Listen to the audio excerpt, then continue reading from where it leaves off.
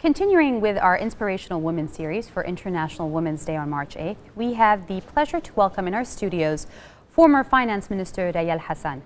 In November 2009, Raya El-Hassan became the first woman in the history of Lebanon to be appointed to a senior post in the cabinet of former Prime Minister Saad Hariri. Prior to her appointment as Finance Minister, she was a program specialist for the Economic Governance and Pro-Poor portfolio in coordination with the United Nations Development Program and the World Bank. And those are just a few of her achievements. Welcome, Ms. Hassan. Thank you. When you became Finance Minister in 2009, there was only one other person, another female, in cabinet. And although it meant a lot of progress, was it enough? Of course, it's not enough. I mean, we know for a fact that it's always better to have more women participation in public institutions in general, of course, in the Council of Ministers. So, I mean, obviously, it was a good step in the right direction, right, having two female ministers in the cabinet. But of course, it would be better with time to have more than two, 3, 4, and having posts that are really, that are involved in policy making and not just having no portfolios. Because we've had several ministers who've had either small ministries or no portfolio positions.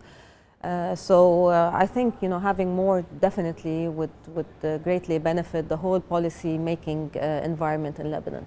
Speaking of policy making, when you were Finance Minister, were you able to affect policy making in any way during that was it 1 year, 1 month? Of course, it was a year and a half almost.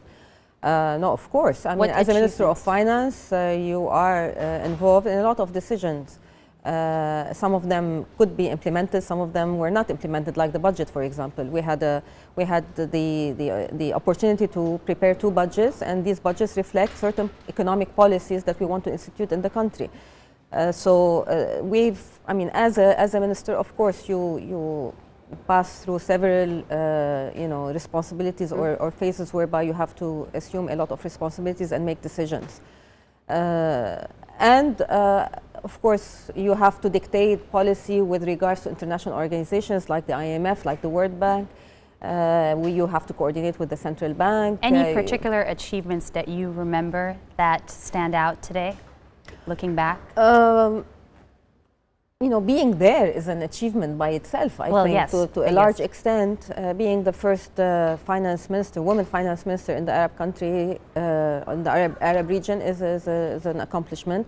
And I credit that not just to myself, but to the person who appointed me in this position. And this person who had a huge confidence in the role of women and in the qualifications of women, Lebanese women, to assume such a position, and that is Prime Minister Saad Hariri.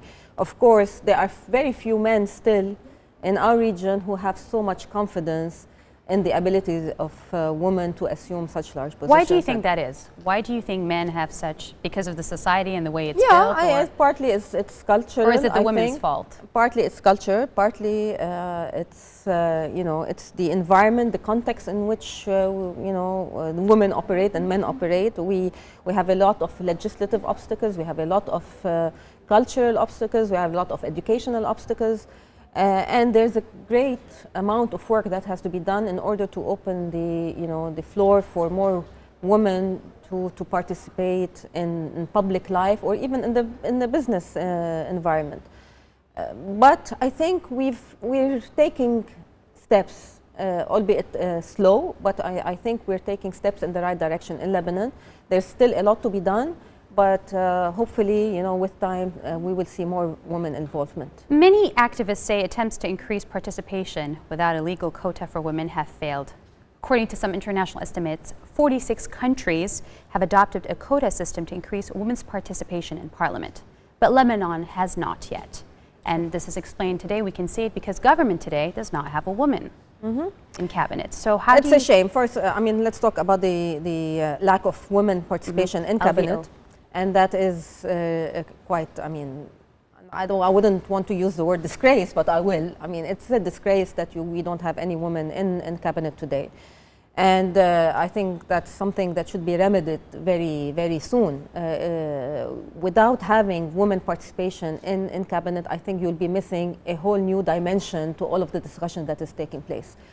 So this is, I think, a step back that this government has it's like we've gone back from the beginning. We've gone back, of course, because no each cabinet, you've had, 1 or 2 women ministers being represented, and suddenly there has been this complete lack of participation by women in cabinet. So that's something that I think should be remedied as soon as possible.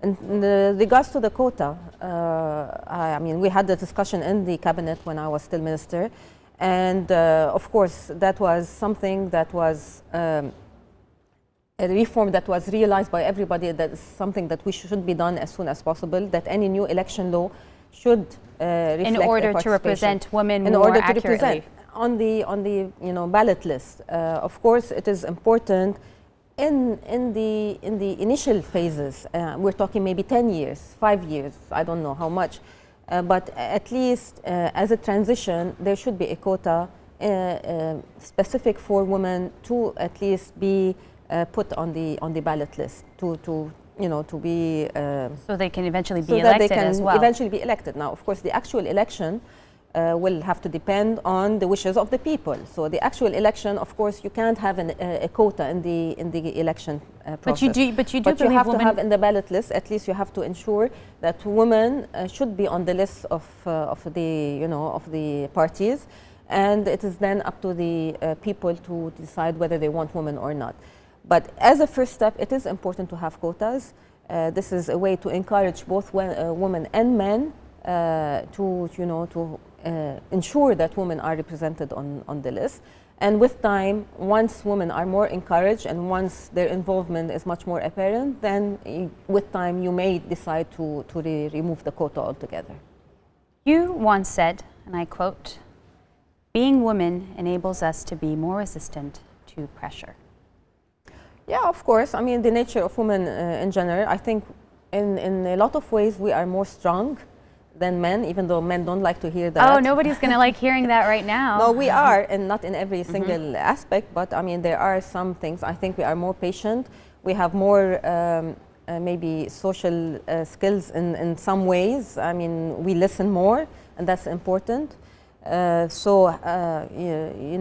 think it requires much more sacrifice from women, especially in these kinds of positions, but we are strong, and that's why we can assume so much responsibilities, being wives, being mothers, and being, holding a public position or what have you, a managerial position.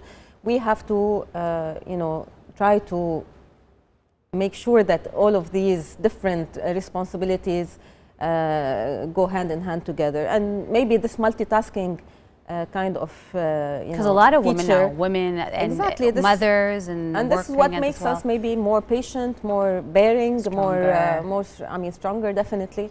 And this is a character or this is a feature of women that is important for any debate that is taking place, especially in a public setting. That's why it's important. We bring in a new perspective, a new dimension to any discussion that takes place that would be absent, with no women present in whatever platform there is. So I really believe that the role of women is important. We have the skills, we have the qualifications, we have the character. We just have to have the will. And of course, we have to have the proper environment, be it legislative, educational, or what have you, the proper environment to be able to be really present and to assume a role in society.